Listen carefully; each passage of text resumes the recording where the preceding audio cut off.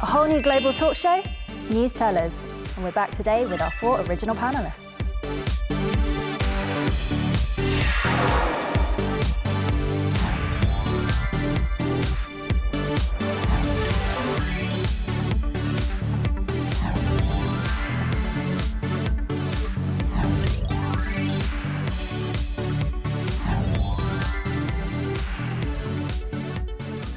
Atta, good to have you back with us. Thank you very much. I'm so happy to be back with you guys. I missed you. I bet you miss your holiday destination more. How's everyone else? You had a good week? Yeah, not so bad. Excellent, excellent. So this week, a Korean idol's recent trip to the US has been the subject of some controversy. So a few weeks ago, Korean idol girl group EXID arrived at Los Angeles International Airport for their concert, and one of the members' comments was, "I'm so happy." They were captured on camera. I'm so happy! I'm so happy today! The reporter at TMZ made fun of her accent, along with some funny gestures, and the entire staff laughed along. The K-pop fan communities in and out of Korea were outraged at the video, calling it outright racism. Some thoughtless remarks there, even seen as racist by some people. What are your reactions to this video? Overblown. Overblown, okay. It's an entertainment channel, and even that reporter, as tasteless as making fun of someone's accent is, even her co-host there kind of chastised her for that. So, I mean, I think the people who were offended by that, they need to have a bit of a thicker skin. Okay, anyone else? Yeah, I think it's not even racist because she said like, "I'm so happy" with a really happy and cheesy way. So I think they were just making fun of her gestures and her way to say it, and not especially about her accent because she didn't do it with a very thick accent, right? Yeah, I mean, she obviously it's not a joke, it's not funny, it's very stupid, but I'm not sure if it's worth the outrage. I mean, I have a very strong French accent. People make fun of my accent. Do you? Are you sure? I don't like that. Be careful of French citizens. I totally get you, Fred. I get like, "Hello, governor," all the time whenever I meet any North Americans. Well, I think it's just lame to make fun of somebody who's speaking their second language when you're speaking your native language.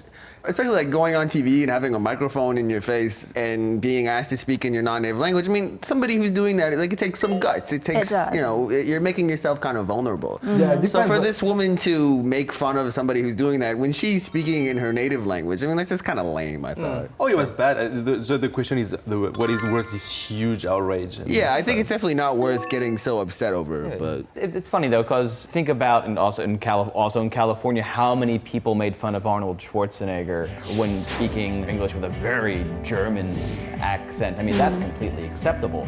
And I mean, I think many freshman year discussions about race theory and all that can be brought into effect here, but perhaps there's something when a Caucasian person makes fun of a non-Caucasian person's accent that gets people more riled up. I think sense of humor is first anyway. I'm Spanish and I have a lot of American friends and British friends, and they make a lot of fun of my accent. I think it's pretty fun, and we laugh with each other, and I don't think there's any problem with that. So I think people should laugh more and be less concerned about those issues. Okay, so perhaps in the West, perhaps in non-English speaking countries, we're a bit more used to it, and perhaps in Korea that's not so normal as yet. But you know, we're getting more global these days, so perhaps it's going to become more normal. So it was perhaps a little bit tasteless, not great journalism, but a little bit of overreaction perhaps.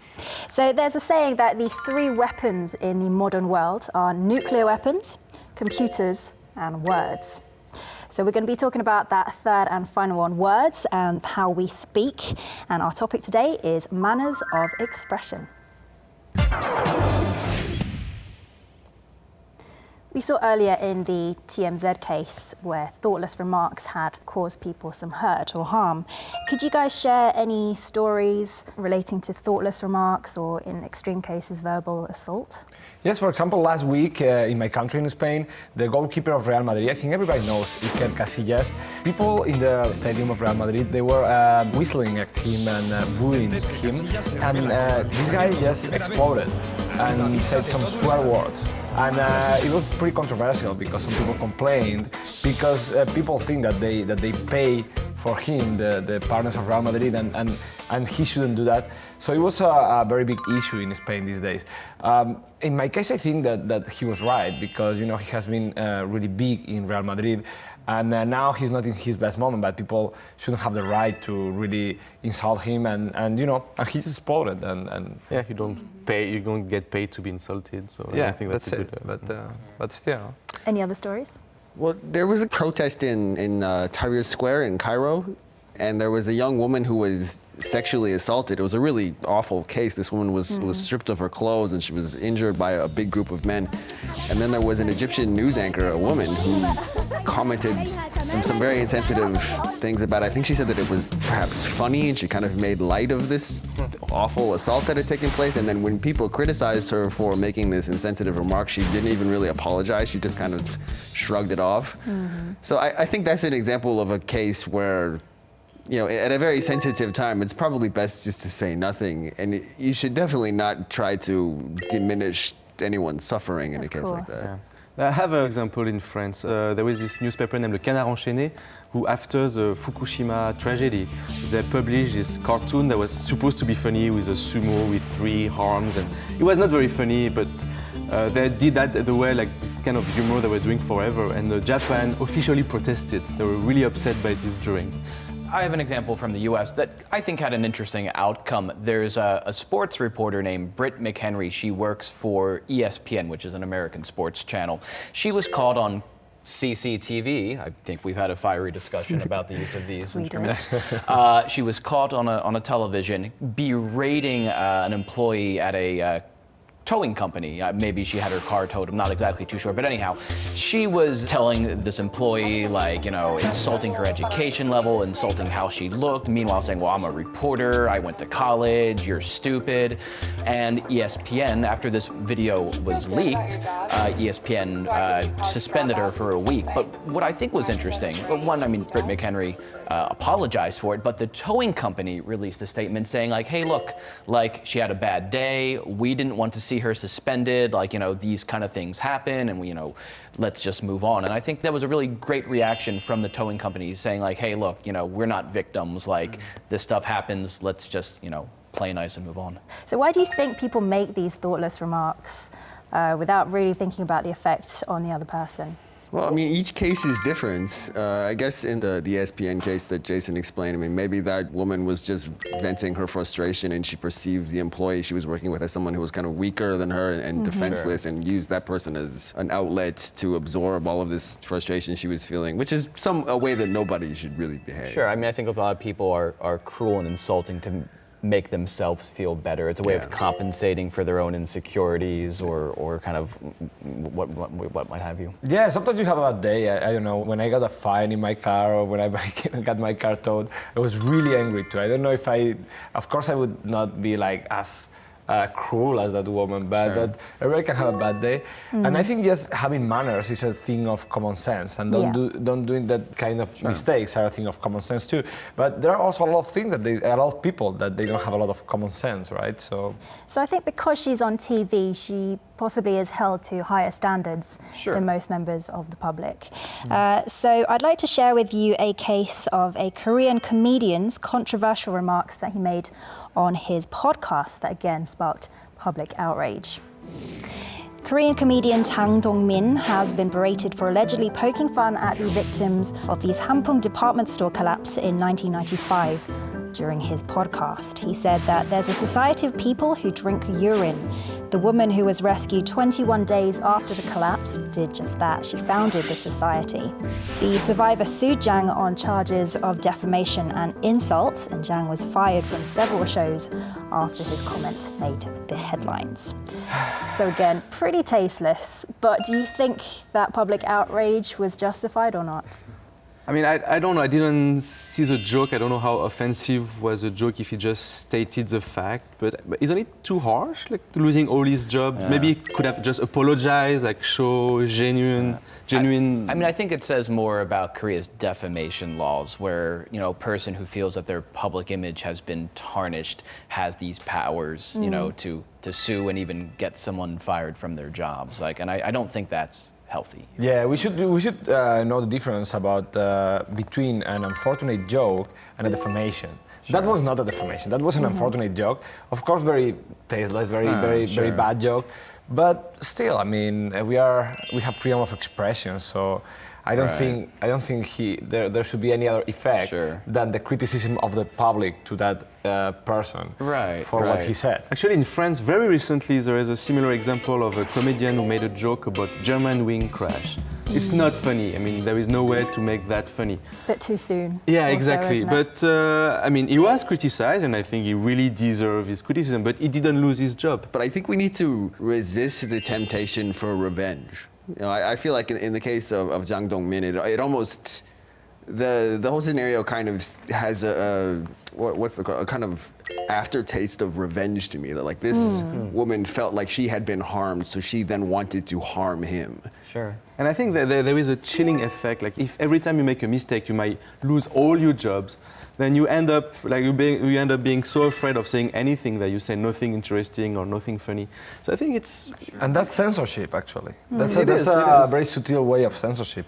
If it's a provable lie, if someone is spreading a provable lie with the intention of harming you and your reputation, then I think there should be a legal mechanism to stop that.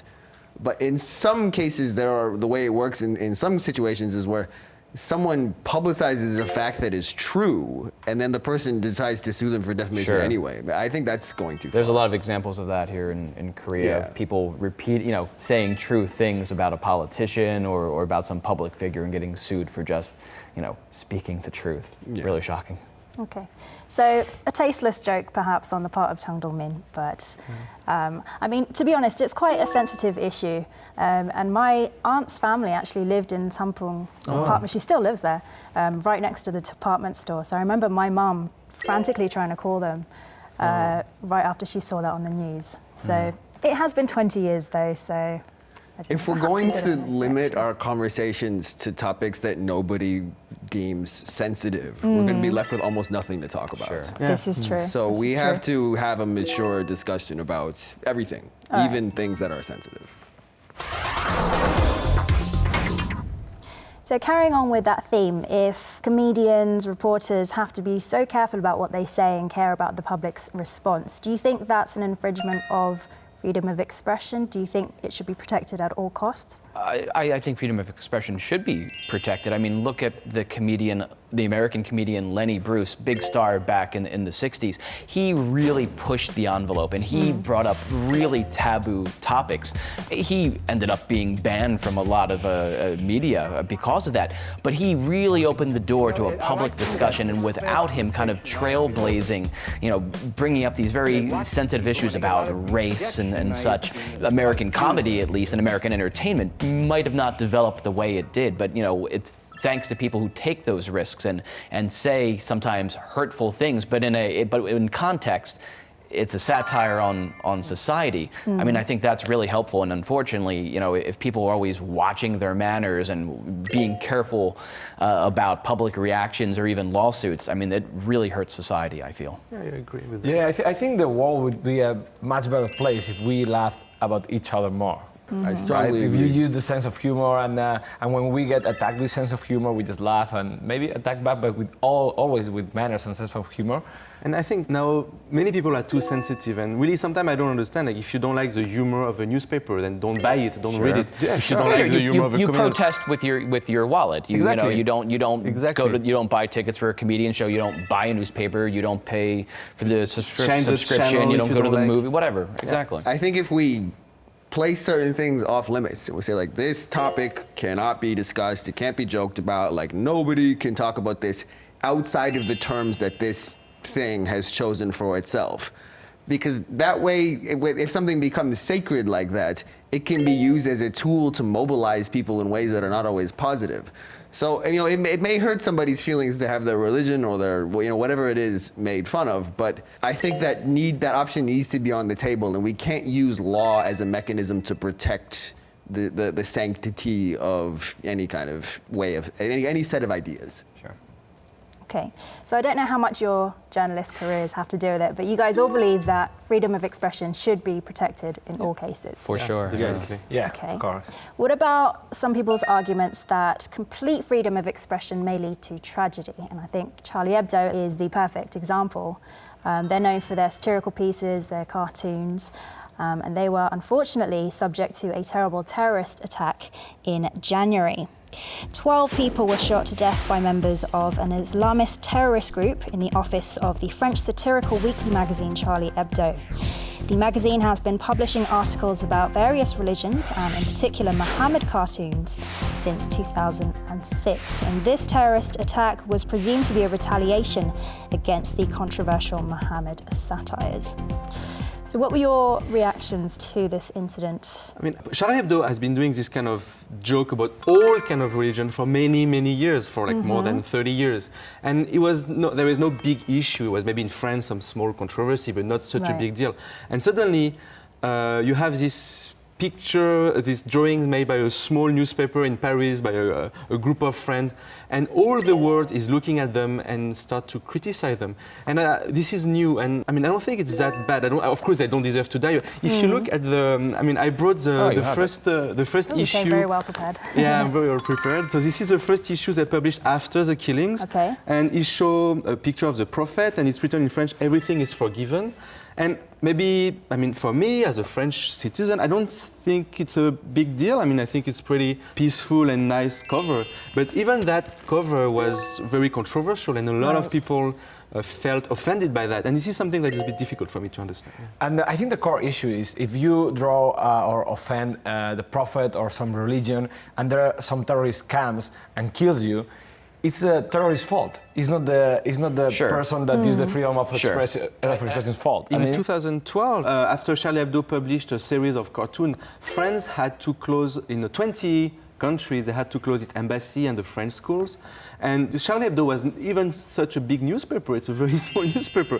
I don't understand why so many people feel offended by that. It's difficult for me to understand. Lack of education. I think if people are brought up in communities where they're not exposed to different thoughts, that very kind of dogmatic thinking is imposed on them, and this could be any community, any religion, any whatever, that they're more prone to react very irrationally. Well, and I think that's an argument in favor of having absolute freedom of speech, because if you grow up in a country or in a community where criticism of the ideas that you've always been taught is illegal, people are going to grow up not questioning what they've always been told, and they're going to latch on to ideas that might not be helpful.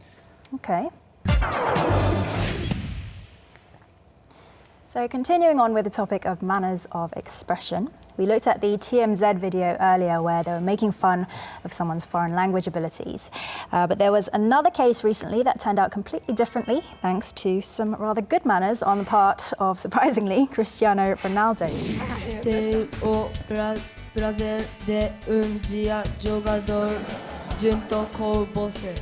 Okay. Why they smile? Why? You speak good Portuguese. Very good. So it's not often Ronaldo's in the news for good manners, is it? Yeah, that's true. So Ronaldo demanded that the crowd, or questioned why the crowd was laughing when the boy was obviously trying his best, even if he was speaking in a very broken Portuguese. And it's a refreshing contrast to the TMZ case that we looked at earlier. So what were your reactions to this video? I think he's right. I mean, it's really not nice to make fun of a kid. Right, exactly. A kid It's who's not trying cool. to speak in a foreign language. Yeah, like, he's trying hard. Yeah, like you said, he was trying hard. You know, if we make fun of people when they're trying hard to do something new, it's going to discourage them. Right. You know, speaking in front of an audience is difficult at any time, especially speaking in a language that you're not that familiar with. So In front of your idol as well, presumably. good for Ronaldo for encouraging the young boy to do his thing. But Fred and Atta, I hope you guys don't expect us to stop making fun of you guys. So, Please stop. We are so concerned. Well, I don't even want to speak French in front of Fred because I'm so embarrassed at how bad my French is. Come on, try for all the audience, please. Your French is good. They actually. never listen to Je ne you. peux pas. Wow, so impressive. Oh, hello, my name is Atta. I'm from Spain, man. Okay, Just speak with the okay. hand. I'm going to break this up right now. So thoughtful behaviour then, or nice words, can sometimes be more powerful than nasty words or provocative expressions. So why don't we talk about some articles where we can see the power of nice language. Well, there was an instance in Nice, I read about this in the New York Daily News, about a restaurateur who came up with a unique pricing system for his coffee. If you used your s'il vous plaîts and your mercis, you got a discount on your coffee, about $2. But if you were quite rude while ordering it, it could cost you up to about $6. There's a Korean coffee chain too by the Lotte Corporation called Angel Innes that is trying a similar approach and giving customers a 50% discount or increase depending on how nice they are when they order their lattes. Interesting. And there is a similar case here in Korea. There's some website that launched a campaign for treating well the part-time workers in cafes and other kind of shops. Because part-time workers here, sometimes people just ignore them. Sometimes people are not really polite with them. And that campaign took like 100 customers that went to the coffee shops and places where the part-time workers are having their jobs. And they taught them with really especially good manners. And they actually really moved those part-time workers and they make their days a little bit happier with that. There is another example in Korea I really like, is this NGO named Sunful. It's founded by a professor from Konkuk University, and they're trying to promote good manners on the internet. They try, in case of cyberbullying, when people are harassed online, then they would put some nice comment, trying to calm down things. And I think that's a really, really great initiative. I reported on that Nice. guy Nice. back As well. in 2010. Yeah, It was a I really read an nice article program. also. I went to one of the schools that he was working with students there to kind of counter those cyberbullying that goes on. Well, there was a case at a school in New York where there had been some trouble with the students' behavior at this school. So what one teacher did was she gave them all really nice, really flattering nicknames. And she decided to only address them using these like very kind terms. And in this class, they found that created a much more positive atmosphere and the students started behaving a little well. So that's a good example of how using kind words can actually have a positive outcome, I think. Okay. And I think in Korea, people are getting better with their manners. I would still like to see people hold the door open for me when they know I'm like 1 meter behind them. But I think Korean society is slowly changing as well, which I think is great to see. As usual, let's wrap up with our final headlines on today's topic. Shall we start with Stephen? For my final headline, I'm going to quote the great Oscar Wilde and say that a gentleman is someone who never causes offense unintentionally. Unintentionally, okay. But they may cause it intentionally. Yeah. Okay. I'm going to use a bit of alliteration in my headline. Watch wielding wrongful words. Okay. Atta. I would say words matter, so use them with common sense. Okay. My headline would be pretty basic. So manners are important, but don't be too sensitive. Okay. Some wise words from our gentlemen panelists this week. Thank try you our so best. much Thank you. for joining me Thank you today very and much. for our fascinating talk. And viewers, join us next week for a whole new global talk show, Newstellers.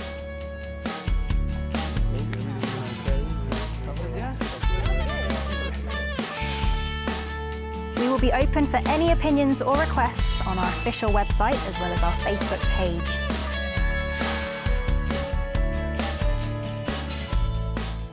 Could you share some proverbs in your own native countries? Keep my words soft and sweet just in case I have to eat them. Speak softly and carry a big stick. Las palabras se las lleva el viento. And sorry? it means like spoken words fly away, but written words remain. La parole est argent, mais le silence est d'or, which means that sometimes you rather shut up rather than talking too fast. That's a good advice. Yeah, good advice.